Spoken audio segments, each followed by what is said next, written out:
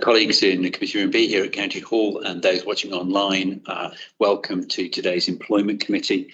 I suspect that our introductions may take as long as the agenda itself. Some of this is we have to bring before you because it is a statutory duty for us to do so. Let's just go through the procedural matters. The council will be holding this meeting in person, but as it is being webcast, this meeting of the Employment Committee will be filmed and webcast live on the internet and also be recorded and published on the council website. All parts of the room can be seen or heard by the camera microphones. Any members of the press and or public present in the room at any time during the meeting are likely to be included in the webcast and recording. There may be occasions when the public are excluded from the meeting for particular items of business. Any such items are taken at the end of the public part of the meeting are listed under part 2. A reminder about any disclosable pecuniary interests, either now or at the item, and the implications for qualities. We have the minutes of our meeting of the 2nd of November. Are those agreed? Those right? Okay, that's lovely. Thank you. Which brings us to agenda item 2. This is the pay policy of the council, which by law introduced some years ago has to be brought into a public domain, even though it's decided year on year. Can I ask our HR Director, Sally Hopper, to introduce the item? Thank you. Thank you. So if I may just begin by saying that the pay policy for 24-25 comes before Employment Committee today. It covers the period April 24 to March 25. And as the Chairman's alluded to, it's our duty to do this under the Localism Act each year to present this pay policy and for us to publish this. The paper will travel on to the full council meeting on the 13th of February, but before it does so, it's correct that it came to Employment Committee. The pay policy is very much stays very similar from one year to the next, but in the year that's looking ahead, there are some changes. So I'd like to take committee's attention to point 6 of the paper, and it just draws that we have made some changes to roles forming the Council's Strategic Management Board, and that's as a result of some changes that we made last year that the Employment Committee will be familiar with, where we consolidated the directorates into 5. So it's just dealing with that strategic decision made last year. We've also made some changes to our honoraria policy. This was a result of the pay and grading review for future workforce, where we had a different approach to this and a much more rigorous approach to a colleague getting an honorarium. And just to clarify, that's where someone gets a modest, small extra payment for taking on extra duties for a limited period of time. And then finally, we have made some changes to the performance ratings, all of which are outlined in the report and are hopefully self-explanatory. So unless anyone has any questions, I just wanted to recommend the pay policy is published in accordance with the Localism Act. Thank you. Lovely. Colleagues, any? Steve Jarvis. I just have one question. In 6.5 at the end, it says the current ratio is 1 to 6 to 5. Should that be 1 to 6.5 or? The last line is thank you. So I think if you, I don't know, but I think it's fair to say that it is, if you take it as 1 to 6 to 6.5, and I think that's a typo error.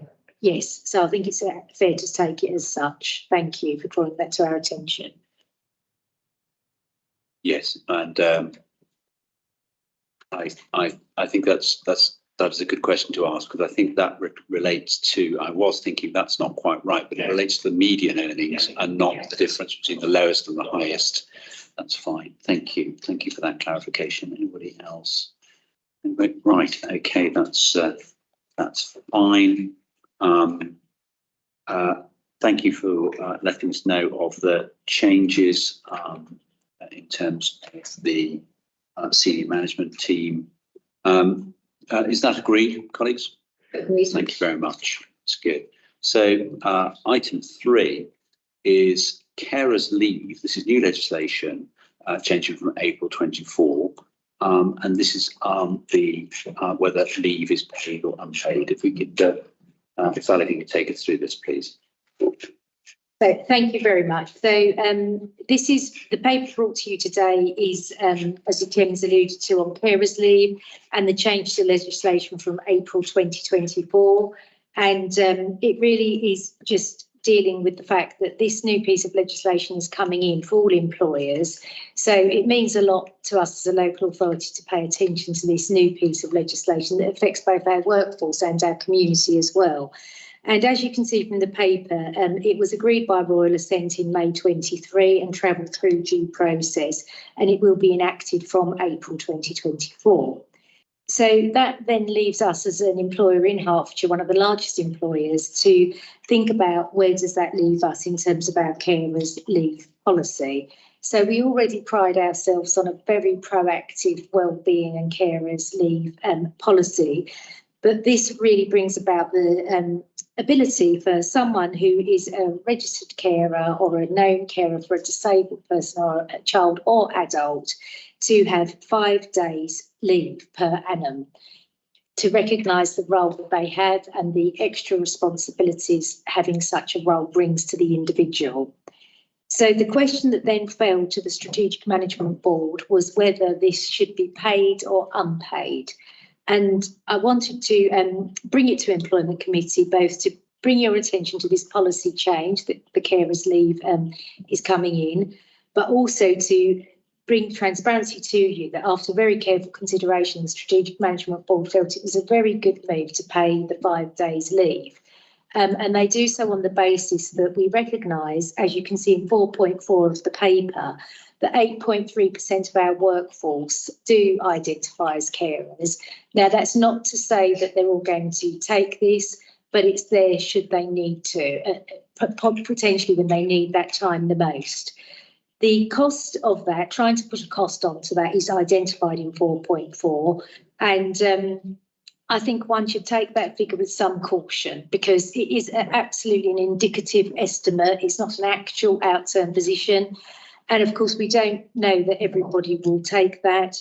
And we've got a very trusted, good employees relations workforce. And when Strategic Management Board, if I may quote Chris Badger, who you'll know as our Executive Director of Adult Care Services, and Joe Fisher as our Executive Director of Children's Services, were particularly keen to pay attention to this and for colleagues to be given the paid leave should they need it, and building on that sort of trusted workforce that they would only take it should they absolutely have to. So we've tried to put a cost to that. It's not lost on any of us, you know, the pressure that public sector budgets are under at the moment. But as I say, please take that figure with some caution set out in 4.4 of the report. Then when it comes to what are others doing in public sector, it's rather difficult to get a strong, rock-solid benchmark in the lead up to this report, because of course it doesn't come in until April. So like us, other authorities are giving this due consideration. But many are taking the view that they will wait and see. Some have said they're not going to pay it because they've got other provisions in place that they think ably deals with it that are paid.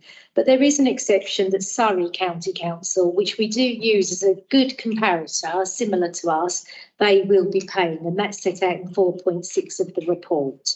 So I come to you on 2 levels today. One is to bring your attention to this new piece of legislation, and secondly, to give Employment Committee assurance that it has been through a very due consideration and due process. We also engaged with our diversity and inclusion group on this as well, and they were super keen that we, were thoughtful about this, and therefore delighted. When they will be delighted because they don't know yet, but when they hear that SNB were really keen to pay this, they will doubtless be really feeling recognised at a time when they do so much to care, often for Hertfordshire residents, because many of our workforce, of course, live in Hertfordshire. So it really strategically aligns to what Chris Badger is trying to do in adult care services and our ongoing commitment to having a diverse and inclusive workforce. And they were the key points I wish to make, but I'm very happy to take any questions. Thank you.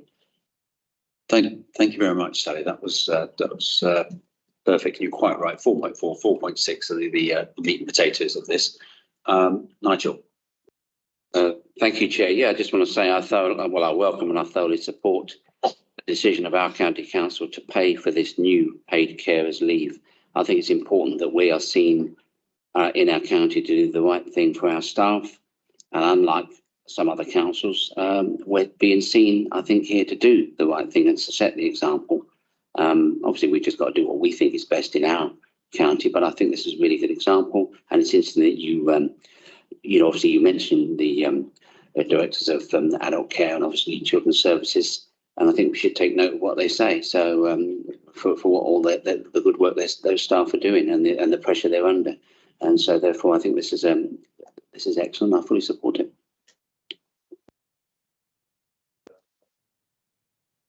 Thank you very much. Sally, thank you for bringing this report. So as a former carer for a family member, I absolutely can understand, it can be such a challenge. And if you're trying to juggle work and a caring responsibility, children, other commitments, there is a danger that actually you end up going off sick. And so there has been reference made to the potential cost if everybody was inclined to take their 5 days per annum if needed. But actually, I would argue perhaps that the cost of somebody going off long-term sick because of the stress of caring for a family member may well outweigh that. So I think this is a very positive step and shows that we value carers. I suspect there are probably more than 700. My question would be around the governance. So, and I noticed that's included in 4.7, ensuring that carer status is declared and discussed with the line manager before leave is approved. And maybe that needs to have approval slightly higher than just line manager, so that we can be, given the pressures on council's budget, so that we recognise that good governance is being carried out. But no, I welcome this. I think it's very positive. Unpaid carers contribute so much. Thank you. Yes, thank you very much. I echo Nigel and Fiona's comments. I think this is a really good thing. And I also echo your comments, Richard, which is the meat of the paper is 4.4.7, I think. Can I just ask a question in relation to 4.4, just to make sure I understand how it's going to work? So in principle, we have people who will be entitled to take leave, but in principle, we are not entitled to pay for that leave, but we are choosing to pay for it. So in effect, what it boils down to is that we will not be paying them when they're on this leave. I think that's a perfectly laudable approach. And the other thing I thought was interesting about 4.4 was the very last sentence, which is that we don't expect backfill. Obviously, there's a financial element to that. Are we reasonably confident that is how it will play out?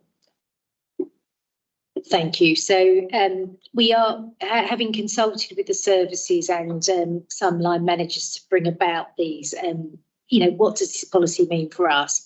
We are reasonably confident that if one goes on leave, we don't backfill. There are some exceptions, of course. If we've got a statutory obligation to have a certain ratio of care, then of course this would not stand in the way of fulfilling that obligation, which we take most seriously. But in the majority of cases, the research we've done is that it would be treated like the colleague had gone on holiday. And of course, when the colleague goes on holiday, we wouldn't backfill. And it's only indeed after a protracted period of perhaps sickness absence that we would start to think perhaps we have to redeploy or backfill. So we're reasonably assured that that sentence passes muster.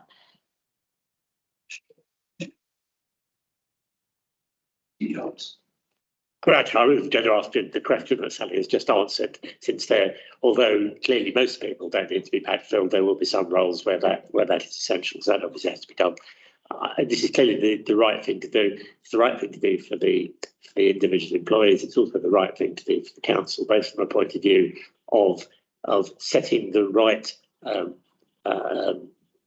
making sure that people understand the importance of carers and the way in which we value those. And we don't find it easy to recruit people, and providing these sort of things is often helpful in terms of making people's decisions as to where they want to work and whether or not they want to stay. So I think for all those reasons, this is the right thing to do.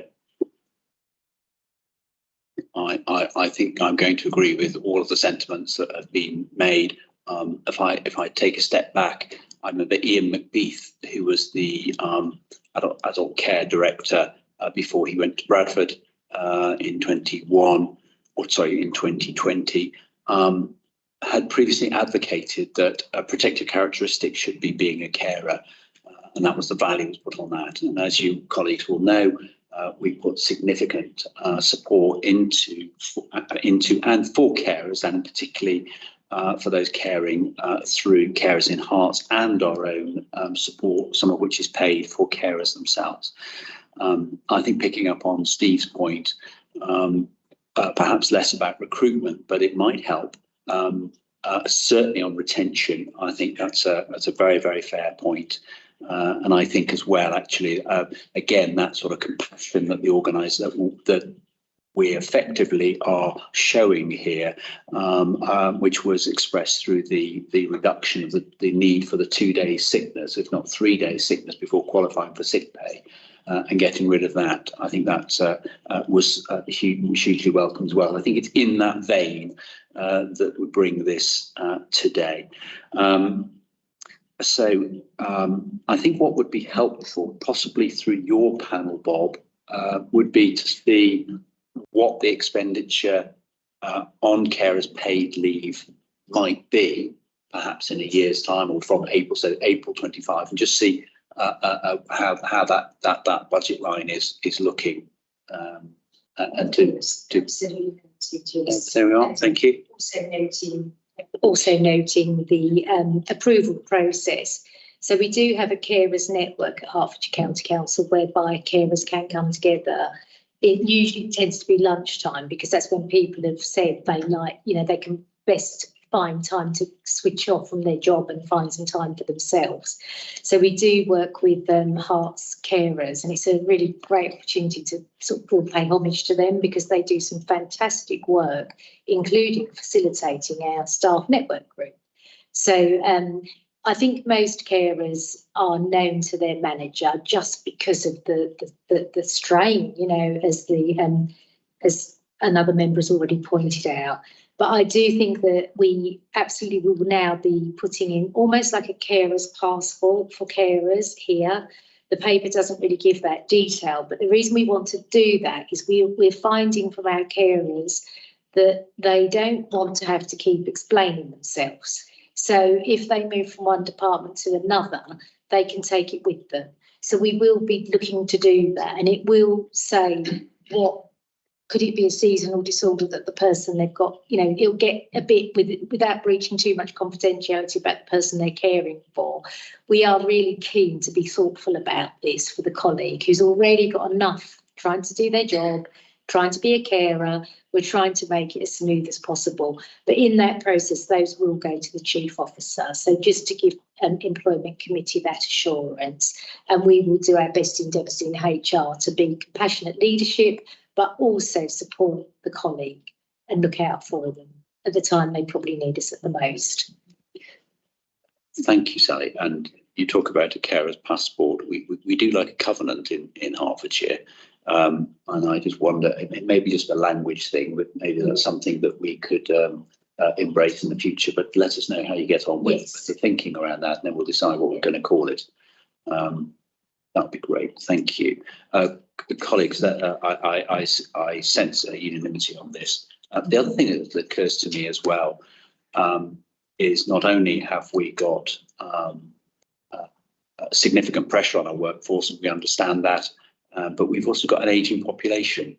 And so many of those working for the council have got ageing parents, and those responsibilities come at the same time. So another reason why this would be, I think, an appropriate time to consider this. And if I may just really back up that point about the ageing population, we also have an ageing workforce because we have 16% over the age of 60 years old.